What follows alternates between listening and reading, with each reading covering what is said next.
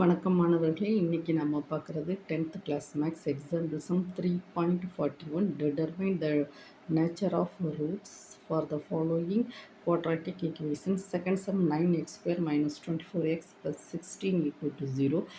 எடுத்துக்காட்டு 3.41 பின்வரும் இருபடி சமன்பாடுகளின் மூலங்களின் தன்மையை காண்க.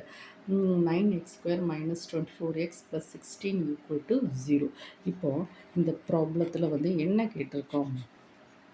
மூலங்களின் தன்மையை காண்க சொல்லுங்க. தமிழ் மீடியம் பேருக்கு, இங்கிலீஷ் மீடியம்க்கு நேச்சர் ஆஃப் ரூட்ஸ். ஓகேவா? இப்போ நம்ம கிவனை வந்து எழுதுவோம். 9x² minus 24x plus 16 equal to 0. இப்போ இதுக்கு ஒரு ஃபார்முலா இருக்குது. Delta equal to b² minus 4ac. இதுதான் எனது ஃபார்முலா. அந்த ரூட்ஸ் வந்து எப்படிப்பட்டதுன்னு சொல்லி கண்டுபிடிக்கிறதுக்கு உண்டான ஃபார்முலா எனது b² minus 4ac.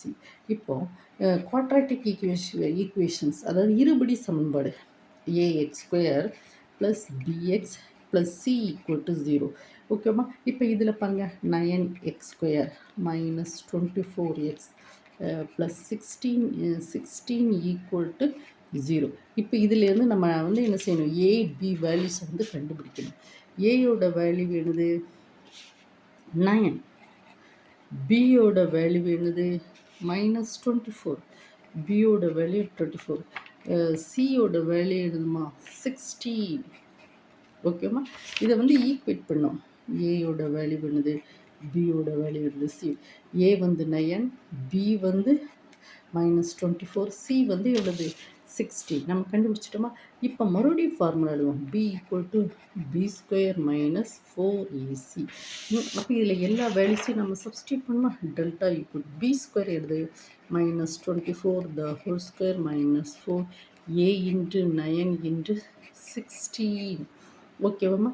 So that is equal to delta equal 24 the whole square எழுது 576.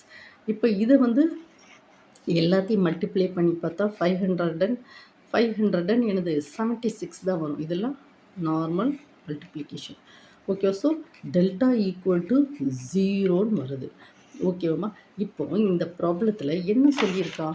மூலங்களினுடைய தன்மை வந்து கேட்டிருக்கான். அப்போ டெல்டா வந்து 0 அப்படின்னா என்னன்னா மூலங்கள் வந்து மெய். அப்போ என்னது? மூலங்களுடைய தன்மை வந்து என்னதுமா? மூலங்களின் தன்மை, மூலங்களின் தன்மை வந்து மூலங்கள் வந்து மெய் மற்றும் சமம். டெல்டா வந்து 0வாக இருந்தால் மூலங்கள் வந்து எனது மெய் மற்றும் சமம். இப்போ பாருங்க, டெல்டா வந்து கிரேட்டர் தென் 0னா நம்ம என்ன சொல்லணும்? மூலங்கள் வந்து என்னது? மூலங்கள் வந்து மெய் மற்றும் சமமில்லை.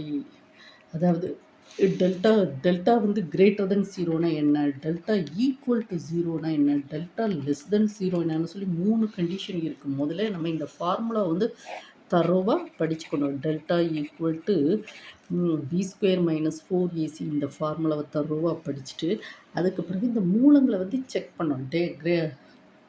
டெல்டா வந்து கிரேட்டர் தென் 0வா அப்படின்னா எனக்கு டெல்டா ஈக்குவல் டு 0னா என்னது? மூலங்கள் என்னது? மெய் மற்றும் சமம். மூலங்கள் வந்து என்னது? மெய் மற்றும் சமம். இப்போ மூலம் இந்த டெல்டா லெஸ் தென் 0னா என்னது? இந்த மெய் மூலங்கள் இல்லை. மெய் மூலங்கள் இல்லை. 3 கண்டிஷன் இருக்குமா? டெல்டா கிரேட்டர் தென் 0னா மூலங்கள் மெய் மற்றும் சமம் இல்லை. டெல்டா ஈக்குவல் டு 0 மூலங்கள் மெய் மற்றும் சமம். டெல்டா லெஸ் தென் 0னா மெய் மூலங்கள் இல்லை. இந்த 3 கண்டிஷனை நம்ம வந்து முதல்ல இந்த ஃபார்முலாவை delta equal to b² minus 4ac தரோவாக படிக்கணும். படிச்சுட்டு ஏபிசி வேல்யூஸை சப்ஸ்டியூட் பண்ணி இந்த 3 கண்டிஷனுக்கு உண்டான இதை வந்து நம்ம மனப்பாடம் பண்ணி வைக்கணும். அப்போ தான் இதில் வந்து கரெக்டாக என்ன எழுத முடியும்? மூலங்களின் தன்மை, மூலங்கள் மெய் மற்றும் சமம் இல்லை அப்படி சொல்லி முதல்ல இந்த 3 கண்டிஷனையும் தரோவாக படிச்சுட்டு நம்ம ஆன்சர் எழுதணும். ஓகேவா? வீடியோ வந்து என்ன செய்யணும்? 1 டைம் 2 டைம் ஓட விட்டு படிக்கணும்.